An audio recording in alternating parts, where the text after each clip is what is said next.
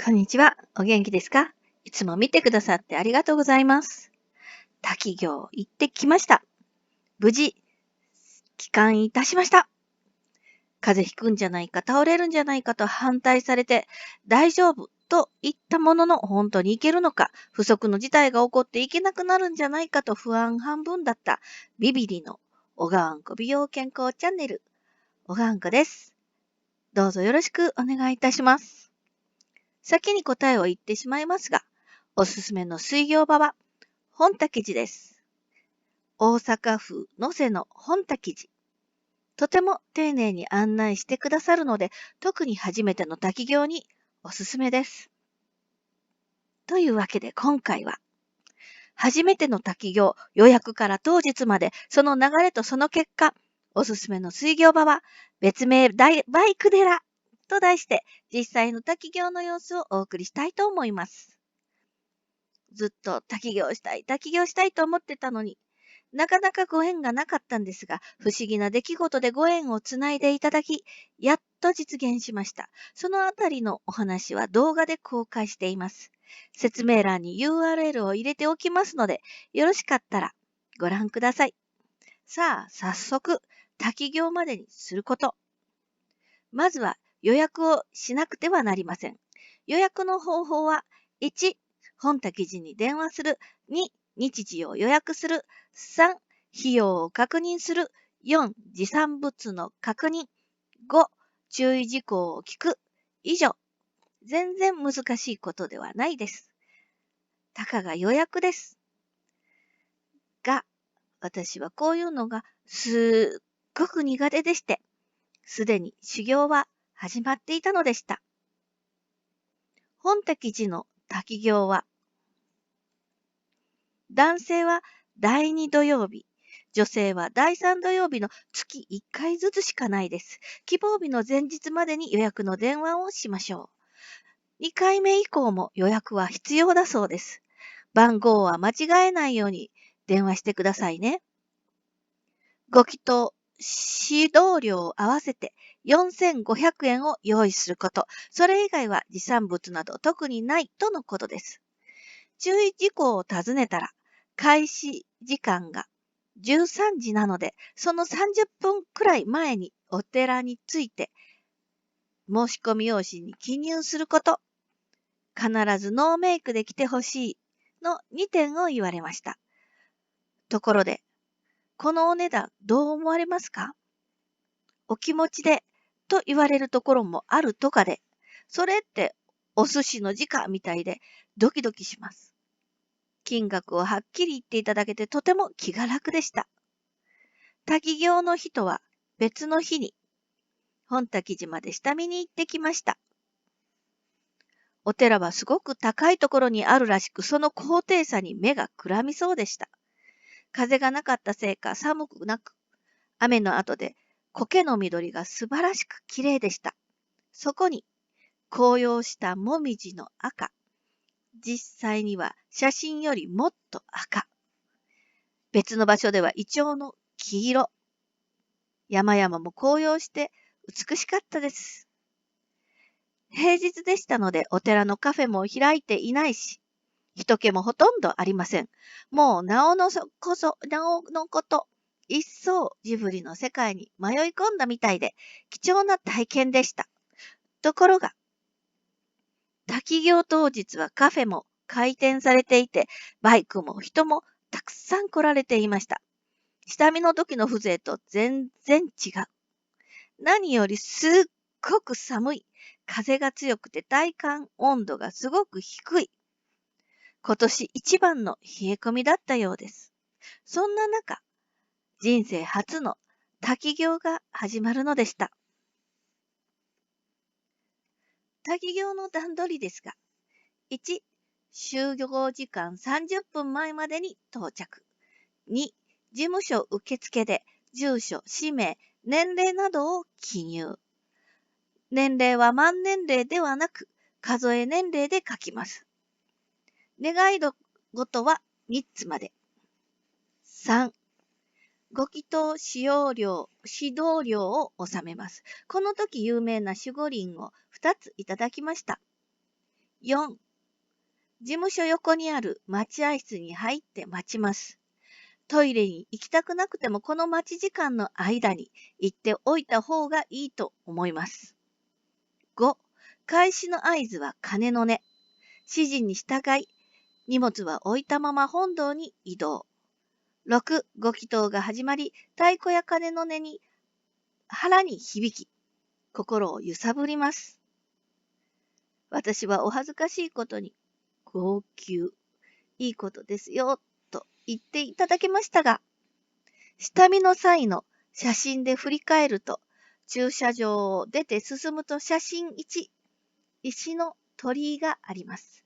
その右手奥の階段を上がると、目の前に写真に水行場が見えます。ドアの上には右から左へ水行とありました。そこから後ろを振り向くと左手、後ろが本殿と事務所になります。写真3の端に水行場があって、その左手にまた石の鳥居が見えます。さらに左上に目を移すと竜の口から出るお滝の水が見えます。赤い枠で囲っていますが、わかりにくいので、写真4、拡大してみます。緑の画像はお借りしています。ご祈祷が終わって、1、待合室にお札が用意されているので、それと置いておいた荷物を持って、靴を履いて水行と書かれた建物に移動します。ドアを入ったら2、服も下着もすべて脱ぎ去ります。おパンツさんを脱ぎ忘れそうになって案内役の方の声かけで気づいてセーフでした。注意しましょう。3、行衣、または行衣、焚き着などと呼ばれる白装束に着替えます。4、先に腰巻きのようなものを体に巻いて胸でしっかり縛ります。その上からハッピのようなものを羽織ります。ものによっては羽織のようになっていて紐を結ぶ必要がありますが、基本和装下着のように和服を着るときのように着ます。6、ご祈祷の後でいただいた中の一つ、木のお札を首にかけ、着替えは完了。行衣の着方ですが分かりにくいので図で示すと、一枚布の両端に長い紐がついているので、紐が脇の下あたりに来るように、右を先に体に巻き、次に左を巻いて、紐は後ろから前に回して胸元で結びます。この時、お滝の水圧でほどけて大惨事にならないように、息をしっかり吸い込んでから、胸をへこませた状態で一気にきつく結ぶようにします。木札を首にかけ、上着を羽織って完了です。水行場の裏口から出て、お滝場まで通路があります。右手は山肌、左は囲いがあって、足元には石が敷き詰められています。お滝の手前までは撮影 OK と言われて一応準備したんですが、余裕なさすぎて持参できず。ちなみにこちらからは外の人が見えますが、外からは見えなかったらしく、もっと近づく人にはお寺の方が注意されていたそうです。図で表現してみると、通路を進むと石の鳥居があって、そこから先は聖域中の聖域。石が敷き詰められ、お滝の水が落ちてくる。鳥居の左奥には平たい岩を組み合わせて、一部は水が溜まるようになっている。右手奥には黒い台が置いてあって、パワーストーンとか浄化したいものがあったら持ってきていいよ、と教わりました。次は持っていこうかなと思っています。話は戻って、準備です。1、着替えて説明を聞いたら、2、お焚き場まで素足で進みます。ここからは無駄なおしゃべりは禁止。緊張のせいか寒さを感じません。3、先頭は指導してくださる案内役の方。最後尾をお寺の方が固めてくださっていてすごく安心します。4、石の鳥居の前で案内役の方により結界が張られます。最後尾の方も一緒に唱えてくださっていてすごく心丈夫でした。5、全員で落ち葉などを掃き集めます。季節柄結構な量の落ち葉がありますが、これで1日分だとのことです。それから一旦石の鳥居の外に全員出てから、6、案内役の方がお酒や塩を使ってさらに場が清められます。やはり最後尾の方も一緒に唱えてくださいます。経験者から順に、1、一人ずつ結界の中に入ります。未経験の私は最後。皆さんのされる手順をよく見ておいてね、と声をかけられます。必死のガン見です。2、すぐに滝に打たれるのではなく体を清めます。汚れを払うため、右足を縦膝、左足はすねを石につけるように寝かせます。お滝の水を使って手桶に汲んだお水で体を濡らします。4、心臓から遠い順に足、手、肩、背中、頭を濡らします。5、最後に一すくいのお水で口をすすぎ、指定の場所に吐き出します。6、案内役の方の掛け声に従い、手桶の水を頭から3度かぶる。ここが一番辛いところだから頑張って、と声がかかります。いよいよ滝に打たれます。1、体を濡らしたらお滝の近くまで移動。2、案内役の方がお題目を唱えてくださり。3、丁寧に説明していただきながらお滝の中に右手、左手、右足、左足の順に出し入れして水に触れます。4、くるりと反転して背中から滝の中へ入ります。5、案内役の方が唱えてくださる声に倣い、自らもできるだけ大きな声で、南無妙法蓮華経と繰り返し唱えながら滝に打たれます。風が強かったので水が暴れまくり、案内役の方が肩を触りながら良き場所へと誘ってくださいます。6、浴び終わったら、結界の中でお滝に向かって礼、結界の外で礼。滝に打たれる時の注意として、足は肩幅に開くこと、頭で直接お滝の水を受けてしまうと首を痛めてしまうことがあるので、必ず首を前に傾けて首の後ろで受けるようにと注意があります。壺で言えばちょうど大椎のあたり。首の一番下の骨、第七頸椎あたりです。こうしてお一人ずつ滝行は進み、終わった方から順に着替えに戻ってよいということでしたが、初めての私を見届けるためにと、寒い中、残って見守ってくださったんです。ついに、私の番です。1、当日の参加者4人の最後。